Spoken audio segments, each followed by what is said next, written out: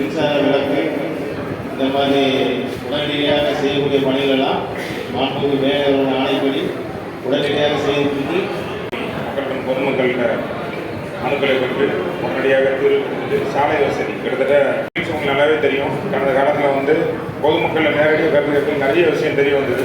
Diesel பண்ணுறது மாநகராட்சியில் 60 பகுதி இருந்தாலும் பல்வேறு கட்டங்களாக பிரித்து 4 மண்டலமாக 15 வார்டாக பிரிச்சிருக்காங்க நிர்வாக ரீதியாக. அந்த வார்டில் வந்து ஒரு இடத்துல தான் பணிக்கு போகணும். இந்த மழை உங்களுக்கு கிழக்கு பகுதி அடுத்து வந்து நம்ம மேற்கு பகுதி போகலாம். மேற்கு பகுதி தான் நம்மளுடைய இடத்துல சொன்ன மாதிரி மழை நேரத்தை உங்களுக்கு அப்டேட் போட்டேன். புறம்பலம் உடஞ்சோம் முன்னாடி தண்ணி வந்து நிறைய தண்ணி வந்துச்சு. இப்போ நம்ம அதை கண்காணித்து நிறுத்தினாங்க. ஏன்னா இப்போ என்ன ஆச்சுன்னா காட்டாத்து வெள்ளம் நம்ம கல்கரேட்டு முன்னாடி வழியாக வந்து அதில் ஒரு சேனலில் வந்து திருப்பி விட்டுருக்கோம். புறம்பலத்துக்கு வடக்கு செல்கம்பட்டி நம்ம நேராக வந்து கிழக்கு பக்கம் சொல்லணும் தெற்கு போகும். அதில் உள்ள தண்ணி அந்த வேற தண்ணி எல்லாம் பைபாஸ் ரோடு வழியாக வந்து இந்தியன் ஆயில் குடோன் வழியாக வந்து தான் நம்மளோட மடத்தூரில் வந்தது. நான் அதான் சொன்ன மாதிரி 16, 17, 18 3 வார்டு ஓடையை சுற்றி போகிற பாதிக்கப்படுங்க. அது நேரத்தோடு எடுத்து முடிச்சுட்டோம். இருந்தாலும் அதில் 30% எம்டி லேண்ட் இருக்குது. அந்த வேகன் லேண்ட்லாம் தண்ணி கிடக்கு. அது ஓனர் அற்புறுத்தி இருக்கும். அந்த வடக்கு மண்டலத்தில் வந்து உங்களுக்கு நல்லாவே தெரியும்.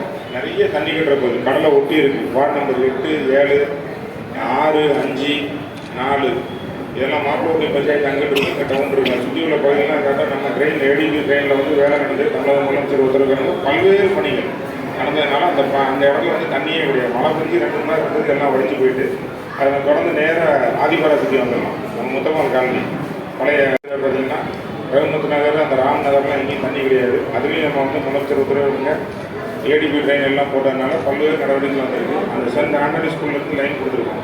அதுலேயும் நம்ம வந்து பைபாஸ் ரோட்டில் இருந்து ஸ்டெர்லைட் நேராக ஏற்றாப்புல தண்ணி காட்டாத்து வெள்ளம் புதியத்தூரில் ஓட்டப்பாக்கம் வந்த தண்ணி வந்ததுனால அதை வந்து தண்ணி வழியே 3 நாள் ஆச்சு. இன்றைக்கி தான் அதோட ரோடு அக்சஸ்லாம் வந்துட்டு அதில் நிறைய எம்டி பிளாட் உங்களுக்கு தெரியும். போது தெற்கு மண்டலம் போயிருக்கலாம். அதில் தான் நம்ம வந்து 12 கிலோமீட்டர் நம்ம ஊரை தான் கிராஸ் பண்ணுது. புறம்புலேருந்து வெளியே போகிறது. இந்த 12 கிலோமீட்டரில் உங்களுக்கு நல்லாவே தெரியும். எஸ்சிபிசி பின்னாடி இருந்து பெல்ம் வந்து அன்றைக்கி நீங்கள் பத்திரிகையாளர்லாம் வந்தீங்க. அதெல்லாம் எடுத்து விட்டது காரணமாக இது வரைக்கும் அந்த ஓடை வந்து உடையவே இல்லை.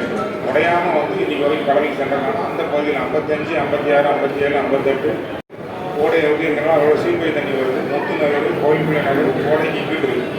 அந்த பஞ்சாயத்து இருக்கும். ஒரு சைடு மாநகராட்சி இருக்கும். கல்கரேட்டு பின்னாடி காட்டாத்து வெள்ளம் வந்ததுனால அங்கேருந்து போனதுனால அதில் ட்ரெயின் ஃபெசிலிட்டி கிடையாது. இருந்தாலும் வேகன் லேண்ட் நிறையா இருக்கிறனால அங்கங்கே கட் பண்ணி விட்டுருக்கோம்.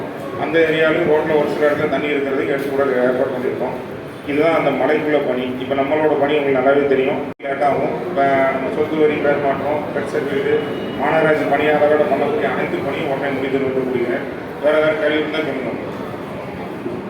சரிங்க, நன்றி. ஒன்றா வாங்க.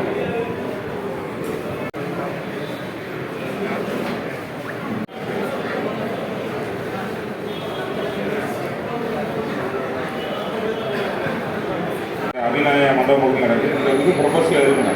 அடுத்த 3 நாள் நீங்கள் பண்ணவே வர முடியாது. அதை போட்டு விட்டேன்.